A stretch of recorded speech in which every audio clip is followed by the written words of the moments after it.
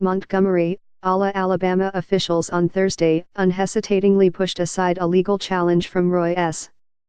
Moore and certified Doug Jones as the winner of this month's Senate election.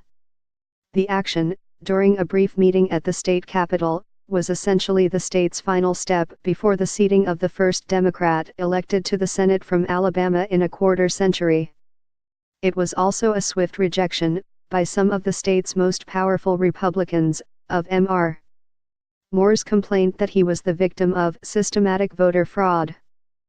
Mr. Jones's margin of victory was 21,924 votes, with more than 1.3 million ballots cast. The certification leaves Mr.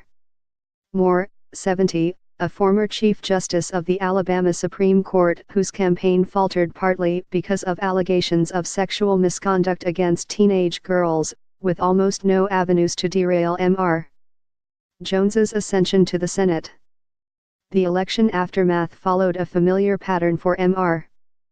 Moore, who in the past has been eager to declare victories and pronounce grievances but loath to concede defeats.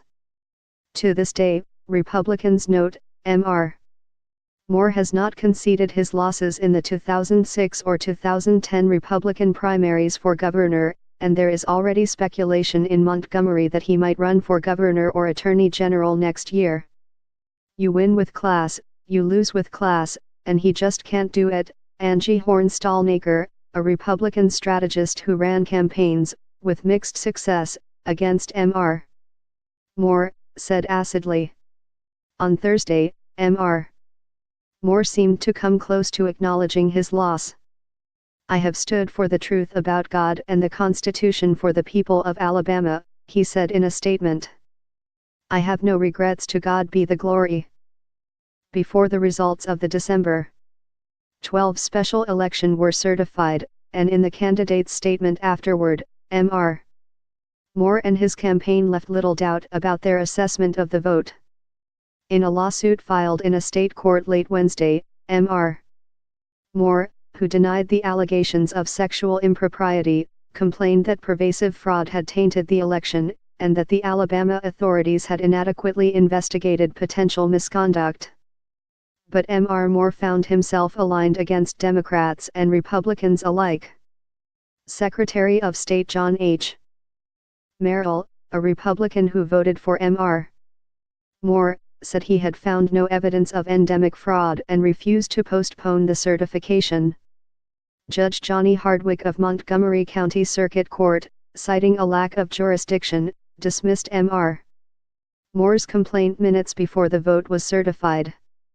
Mr. Jones, whose transition team had called the lawsuit a desperate attempt by Roy Moore to subvert the will of the people, said in a statement that his victory marks a new chapter for our state and the nation. Although the state ultimately certified the results, Mr. Moore's litigation infused a strain of drama into a day that Alabama officials had hoped would be procedural and perfunctory.